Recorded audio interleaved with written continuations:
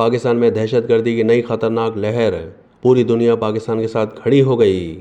امریکہ، چین، روس، اقوام متحدہ، یورپی یونین، ایران سمیت دیگر ممالک اور عالمی اداروں نے پاکستان میں دہشت گردی کی حالیہ لہر پر تشویش اور اضطراب کا اظہار کرتے ہوئے پاکستان سے ہمدردی اور تعاون کی پیشکش کرتے ہوئے اظہار یکجہتی کیا ہے۔ بلوچستان میں دہشت گرد حملوں پر امریکی سفارت خانے نے اظہار افسوس کرتے ہوئے کہا ہے کہ امریکہ دہشت گردی کی جنگ میں پاکستان کے ساتھ کھڑا رہے گا۔ چین نے پاکستان کے ساتھ سیکیورٹی تعاون بڑھانے کا اعلان کر دیا، جبکہ یورپی یونین کا کہنا ہے کہ دہشت گردی اور تشدد کی کوئی گنجائش نہیں ہے۔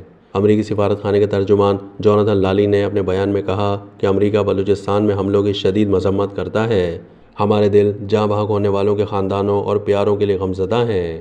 چین نے بلوچستان میں دہشت گرد حملوں کی شدید مذمت کرتے ہوئے پاکستان سے سیکیورٹی تعاون بڑھانے کا اعلان کیا ہے۔ چینی وزارت خارجہ کے ترجمان نے پریس بریفنگ کے دوران کہا کہ چین اس ذات دہشت گردی کی کارروائیوں میں پاکستان کی بھرپور حمایت جاری رکھے گا۔ چین ہر قسم کی دہشت گردی کے خلاف مضبوط کھڑا ہے۔ چین پاکستان کے ساتھ اس ذات دہشت گردی اور سیکیورٹی تعاون کو مزید بڑھانے اور خطے میں امن و سلامتی کے مشترکہ تحفظ کے لیے تیار ہے۔ نیو یارک میں بریفنگ کے دوران اقوام متحدہ کے سیکرٹری جنرل کے ترجمان اسٹیفن ڈوجارک نے کہا ہے کہ سیکرٹری جنرل اس بات پر زور دیتے ہیں کہ شہریوں کے خلاف حملے ناقابل قبول ہیں۔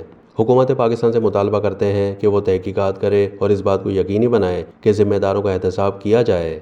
یورپی یونین کی خارجہ امور اور سیکیورٹی پالیسی کے ترجمان نبیلہ مسرالی نے کہا کہ دہشت گردی اور تشدد کی کسی بھی صورت میں کہیں جگہ نہیں اور یہ جمہوریت کی بنیادوں کے لیے خطرہ ہے۔ ایرانی سفارت خانے نے بھی موسیٰ خیل اور کلات واقعے کی شدید مذمت کی۔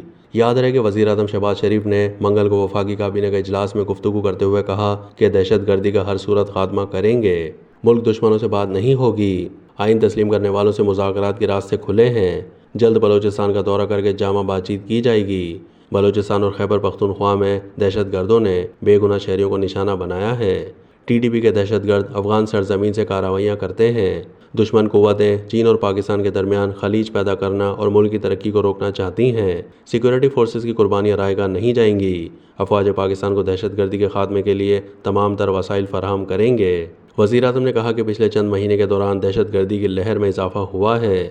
ڈیرہ اسماعیل خان، کرک اور دیگر علاقوں میں دہشت گردوں نے بے گناہ پاکستانیوں کو نشانہ بنایا ہے۔